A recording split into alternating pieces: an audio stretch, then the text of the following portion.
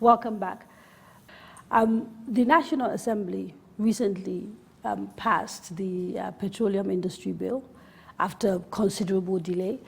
It has been touted as the sort of solution to the issues in the sector. What do you think of the Petroleum Industry Bill?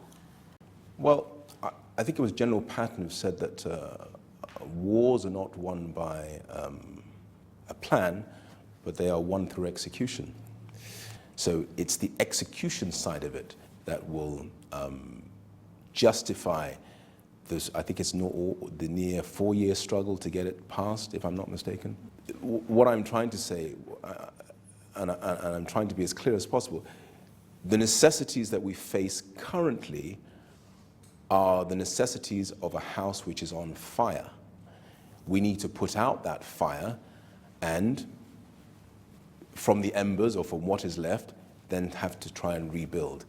If that bill had been passed when we had $110 oil, then we would have been a lot more relaxed. If you were in charge, how would you put out this fire? If I was in charge, how would I put out the fire? I'm not in charge, so I can only suggest how you can put out the fire, but it goes back to what I said in the beginning. It is impossible for people to correlate that you can be an oil producer, that you can spend vast amounts on subsidy, that you have an NNPC, and yet you still can't find PMS, you still have issues getting kerosene. So let me ask this. So what would you do? Flood the market with imported products, focus on fixing the refineries, commissioning contracts to build new ones, privatize the refineries? I'm just trying to get a sense from you, because you understand the industry better than many people. If you were sitting down next to someone who could effect change and you were recommending 1, 2, 3, 4 things to do so that Nigerians begin, like you said, to sort of feel the positive impact of being an oil-producing country, what are those things you would do? Well, first, I don't think you can do 4 things. I think you can do 1 or 2 things well within the lifetime of a 4-year cycle of government. The one thing I would do very well, and I would focus on and ensuring that it is done very well, is this issue of the supply of petroleum products. I would ensure that 2 things happen. Firstly, that products are available throughout the country, so that's not just us who live in either Lagos, Warri, or Port Harcourt, or Calabar, or those of us in Abuja. No, Nigeria is 36 states of the Federation. It should be available everywhere. For me, that would be point of attack number 1. Solve that problem. Ensure that what is a systemic problem is resolved. What is a problem of logistics and efficiency is resolved. So do you, for example, completely remove subsidy, as people are saying should happen because of the sheer amount of resources that subsidy is consuming? I think we shouldn't confuse 2 issues. I mean, subsidy has been given a very bad name because of the way the subsidy and issues around the subsidy have been managed. Subsidy per se is not necessarily a bad thing, because if you stop to think about it, in a country like Nigeria, what is a subsidy? A fossil fuel consumption subsidy is effectively a welfare exchange.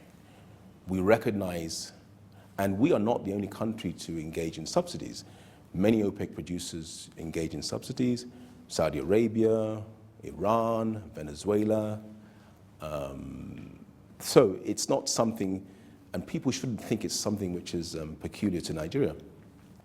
I don't believe you can expose people to the naked oil price. I don't think you can do that. But the suggestion is, because of the considerable amount of corruption in the administration of subsidy, people have said if you need to subsidize people, maybe it should be a bit more direct. Remove subsidy on petroleum, and if you need to, then set up some sort of social welfare system where you give people that needed money directly in their pocket. Or you build other things, that impact directly on people's lives, but that subsidy as it exists today is not sustainable. Do you disagree? Subsidy as it exists today is not sustainable because it is being mismanaged. That's my starting. Should the subsidy remain? The subsidy should be phased out over a period of time. But you asked me a different question. You asked me the question as to whether or not, generically, a subsidy is required. If I remove the subsidy and you have a pump price from 160 naira per litre going up, and you have no way of controlling what the upper echelons of the price may be, because I said you don't control the oil price. Would that be something you would want? You would probably say no. Well, I think a few Nigerians will tell you if it is available, then they'd rather go through that than this circle of, And you've answered the question. So the question is, if it's available, put differently, the amount that we spent on subsidy, you expect the product to be available. I think that's a given, yes? When you spend that amount on a subsidy and the product is not available, you begin to ask yourself questions. So how do you then reform the subsidy regime, if you like?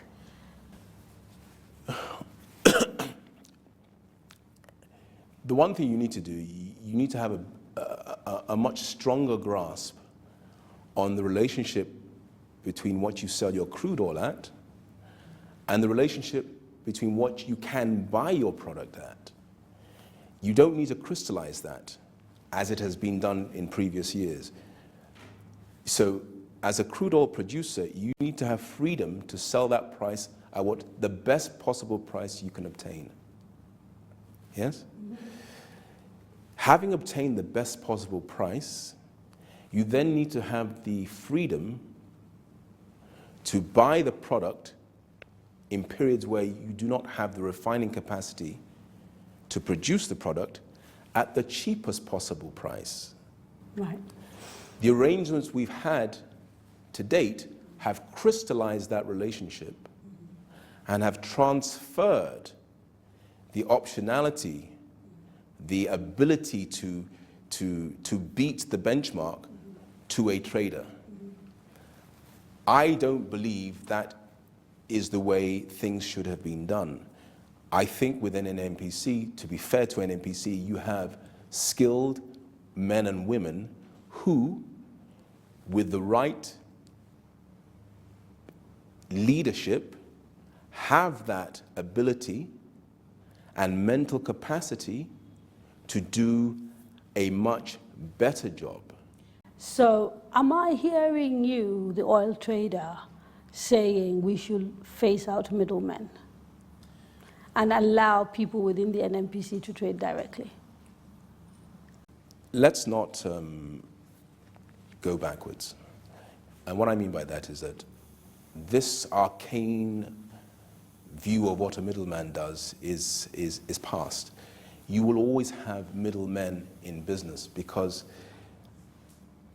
we need to view middlemen as almost liberators. They take risk very often where institutions don't have the ability or are too slow or don't have the wherewithal to take that risk.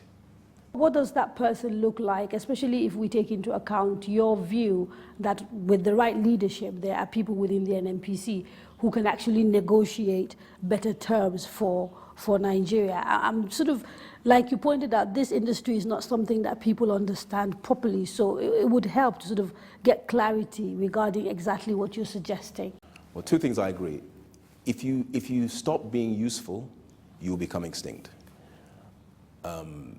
Where the oil industry is today is not where we were when I started in this business. I think as a nation we've invested vast resources in training and bringing people who can take their rightful position, but in a global oil market. This is the point that I'm trying to make. We cannot sit in Nigeria and see ourselves as not being part of a global market. If you're part of a global market, then it will become incumbent upon you not just to understand what happens here at home, but also to understand what happens around the world.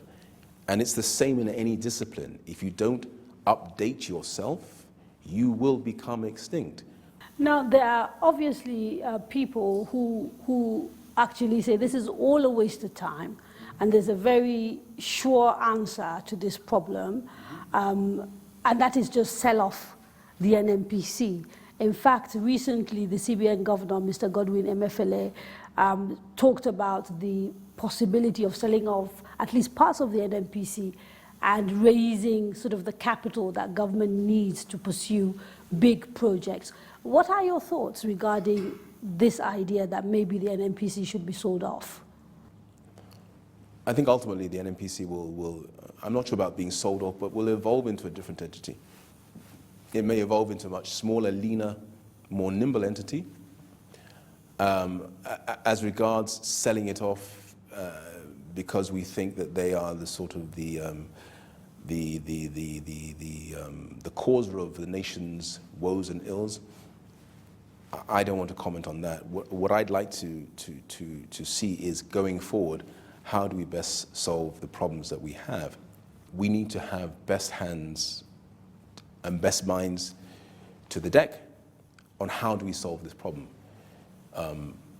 The biggest issue I've always found was that there doesn't seem to be a full appreciation of the relative value of the crude oil barrel. So from the gasoline to AGO to DPK to the gases to the fuel oil at the very bottom, we have never, I think, fully appreciated the relative value that exists between the constituent parts of the barrel. And it's more so in a world today where there are people who make it their day-to-day living understanding and exploiting that relative value.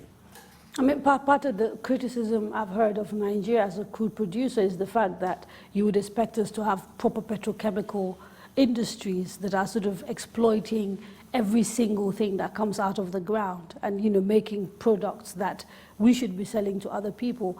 It isn't happening. And I'm not hearing you talk about anything, for example, that will ensure that residual value is created and remains in Nigeria. Well, I'm not talking about that because that is a longer term issue, which, and in general and in parentheses, I agree with you 100%. I think it's fair to say we thought the oil price would always continue to go up. Now, if we had seized the bull by the horns when we were at 138, between $100 and $138, we would have had a lot more latitude to diversify our economy. Today, we have a completely different set of circumstances. We're looking at an oil price which is $60, and if the truth be told, the next $10 could be either to 70, 80, or it could be back down to 50 or 40. We obviously hope and pray it will be up. I think as a country, we need, if I go by what Angola needs, we probably need anything from $80 a barrel to meet the expectations of the Nigerian citizenry. I understand, and I don't know whether this is factually accurate, but I was told that Nigeria has potentially about 400 very active fields, but to date only about 200 have been either granted licenses or exploited. And so there's still another 200, this is just in the Niger Delta area, that you could actually issue exploration licenses, you know, and raise signature bonuses and all the things. Without even bringing out a drop of oil, you could actually generate money. And I'm asking whether this is accurate, and if so, whether you think this is a good idea. Well, you give out exploration licenses to groups and people who can exploit the areas that you've given them, and you hope that in exploiting the areas that you give them, they will find more hydrocarbons so we can build on our reserves, which I think crude oil reserves are currently due to expire in, I think, 2060 or 2070. So it's a fairly short period. The issue with giving out licenses is not so much, I mean, anybody can give out a license, and the truth be told, anybody can acquire a license and anybody can raise the money to pay for the signature bonus. It's a much harder task of raising the capital to actually exploit the field. And we're talking sums that run into hundreds of millions of dollars. Let's be crystal clear here. You give me a license and I sit on it, but I manage to pay your signature bonus. Who am I cheating? I'm cheating Nigeria, because you give me that license so I can develop the assets, so we can build on our reserves, because our reserves, most global oil reserves, are in decline. That is why you give licenses. You don't give licenses simply because you want to raise money.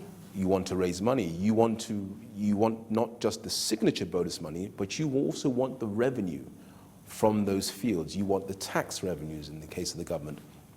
And our citizenry want to feel that, okay, we are hydrocarbon secure. That's why we give licenses. So, let us take a break. When we return, we speak about the Petrodel Group, which is run by Mr. Prest. Don't go away.